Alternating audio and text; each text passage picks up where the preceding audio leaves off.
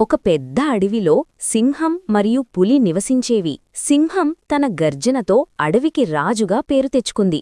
పులి మాత్రం నిశ్శబ్దంగా, ధైర్యంగా లోతైన అడవిని కాపాడేది. ఒక వేసవిలో నీటి కొరత వచ్చింది. జంతువులందరూ భయపడిపోయారు. సింహం, పులి పోరాడితే ఏమవుతుంది? ఒకరోజు అవి చివరి నది దగ్గర కలిశాయి.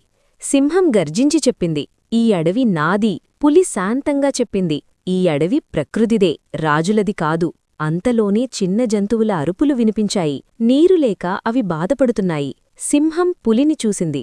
పులి నదిని చూసింది. పోరాటం చెయ్యకుండా అవి రెండు వైపులా నిలబడి నదిని కాపాడాయి. అధికారం కోసం కాదు, జీవితం కోసం. అప్పట్నుంచి అడవి నేర్చుకున్న పాఠం, నిజమైన బలం పోరాటంలో కాదు, రక్షణలో ఉంటుంది.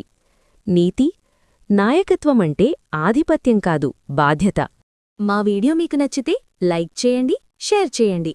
ఒకరోజు అమ్మమ్మ తాతయ్య చెప్పిన కథలు ఛానల్ని సబ్స్క్రైబ్ చేయండి.